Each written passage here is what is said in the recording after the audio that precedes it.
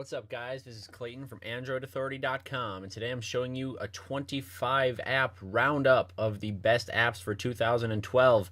Now, we've compiled these apps from all the way across the spectrum, from games to utilities and stuff that'll make your day easier. So without further ado, let's check out the first one, and it is Cut the Rope. Now, this is one of the top downloaded games in the Android market, so we'll just let this load up really quick. And this, of course, was ported over from the iOS platform, but we'll just do one level like this. So you can see this is the first level, and the point of the game is to feed the little monster here the candy that drops down. And in order to do that, you must cut the proper rope to collect the star, and then he will be fed. But I did miss one. Oh man. And you see I lost. Anyways, you can go back, and this is a paid app. You can go back to the main menu and see all of the levels we get when we buy the app. As you can see, there are about 13 or 14 levels per world. And so far we have 4, 5, 6, 7, 8, 9, 10, 11 worlds, and new levels coming soon.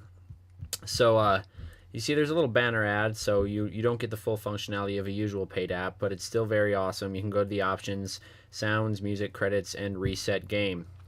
So that's the Cut the Rope app. Check that out if you want to spend hours upon hours playing games. Okay guys, so this is the Voxer app. I was actually able to log in with my Facebook, but it would give you a full list of my friends and their numbers, so I'm not going to show you that.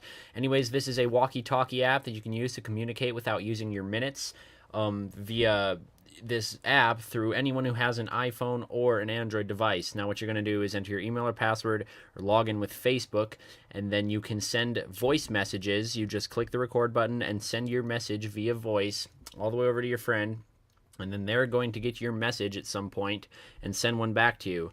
So this is a very cool communication app, and it's free in the market. It's very popular. Anyways, we'll head on to speedtest.net. Now, this is a great one if you want to test how fast your Wi-Fi or 3G, 4G network is actually giving you internet. So you're just going to agree to that, and you can begin a test. As you see, I'm only running on 3G in my area right now, so we'll just see how fast we're actually getting the internet. We're getting about 1.4, 1.5 meg, and that's not terrible. It's actually pretty good for 3G. That's what you could expect. 4G, I've gotten speeds all the way up to about 17 meg in Seattle, so that was pretty awesome. This will just give you a good idea of how fast you can upload a file or download one, in case you're in a pinch and you don't really have the time to do it. You want to know if you can do it in time. Whoops. It'll take a minute to run these tests, so we just got to keep the screen alive. So anyways, we have our results, we have the ping, we have our download speed and our upload speed. We can go to tools, we can set up how to display the speed in kilobytes per second, megs. We can sort our history down or up. We can change the graphics so they're smoother or we have better performance. Anyways, we can change our server. We can see all of our results.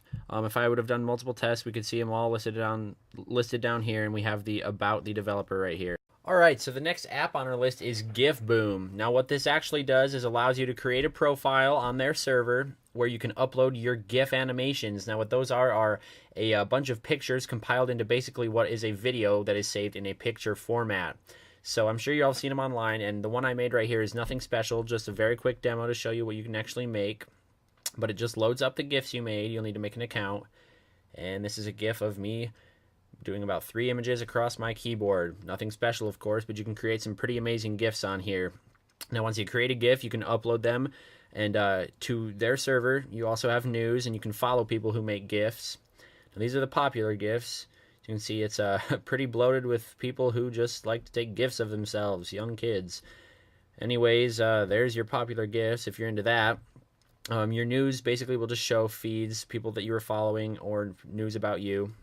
And then here's your profile where you can find your Facebook friends that are using Gifboom, Twitter, your address book and friends by name, all the different profile settings, and then some more stuff here. Now anyways, this is a great app.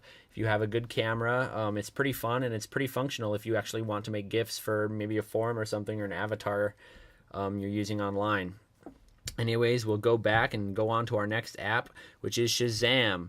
Now what Shazam does is it actually identifies music that is playing in your area, and it tags it to tell you who the artist is and what the song is. Now I'll just go ahead and play something here, and we will use Shazam to tag it and see what it is playing. Now first off, this is your tagging menu where you're going to click on the big Shazam button so it can actually tell you what's playing. You can go to My Tags to show you all the stuff that you've played before. You can go to the chart, which is basically a top 40 chart for all sorts of stuff in the top tags. And then your friends that are using Shazam if you want to connect to Facebook. So without further ado, I will just play a song and we will touch the stream. And now the excited Southerner gets pulled over by a cop. Do you realize how fast you were going, sir? And it got it. So what I was actually trying to do is play something that I didn't think it would get. This is Adam Sandler's comedy record, but it actually tagged it. The excited Southerner gets pulled over. And anyways, once you've actually tagged an MP3, you can share it, listen to the entire album. I don't know why it says train. It must have mistagged that. You can go to the YouTube video if it has one, Spotify, all this other great stuff. And also what you can do with Shazam is there's a lot of commercials coming out these days where you can just Shazam the commercial audio and it will send you to the website of whoever is advertising their product. Great. So anyways, we'll go back on to our next app, which is the LightFlow app. Now this is an app for anyone with a Galaxy Nexus or an LED on their phone. And what this is going to do is change the notification color to whenever you get a notification to whatever color you want it, so you can see that you have a missed call or a text or something you need to check. Anyways, we'll turn LightFlow on. This is actually going to install somewhat of as a system app because you're going to have to enable it in the system. You can configure what the light is for every type of notification. So you see for a missed call we have a red, calendar reminders we have yellow, email. Now for all these different things, you can choose the profile as well, such as if you want it to vibrate or what to do when a text message comes. Now this is going to change.